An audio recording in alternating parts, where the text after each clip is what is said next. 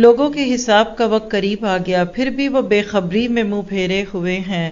ان کے پاس ان کے رب کی طرف سے جو بھی نئی نئی نصیحت آتی ہے اسے وہ کھیل کود میں ہی سنتے ہیں۔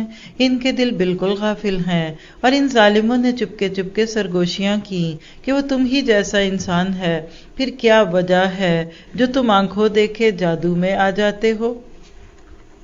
کیا پتہ چلا کہ انسان عمومی غفلت کا شکار ہے۔ آپ دیکھتے ہیں دنیا میں انسان سوتا ہے جب تو غافل ہو جاتا ہے، تو کوئی اس کو پیچھے سے اٹھاتا ہے تو ایک دم گھبرا کے اٹھ جاتا ہے۔ یہ قرآن بھی آپ کی میری غفلت کی نیند سے ہمیں جگاتا ہے۔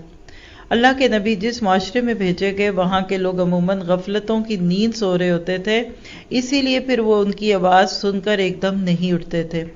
سوال کیجئے کہ کیا مجھے یقین ہے کہ میرا حساب قریب ہے؟ آپ کہتے ہیں نہیں ابھی تو قیامت نہیں آئی، ابھی تو اس کی بڑی نشانیاں آنی ہیں، تو من مات فقد قامت قیامتہ۔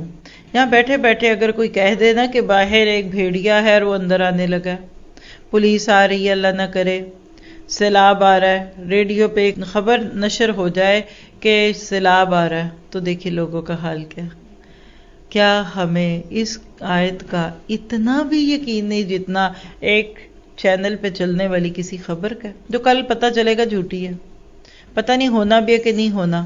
کتنے اندیشے لوگ پیش کرتے ہیں لیکن بعد میں وہ کام نہیں ہوتا۔ تو کیا اللہ تعالیٰ کی یہ بات ایک مفروضہ ہے؟ یہ حقیقت ہے۔ تو ایک جملہ لکھیے، اپنے علم آخرت کو فکر آخرت میں ڈالیے۔ ہمیں علم ہے کہ مرنا ہے، حساب ہونا ہے، قیامت آنی ہے، جنت ہے، جہنم ہے، that is just our knowledge.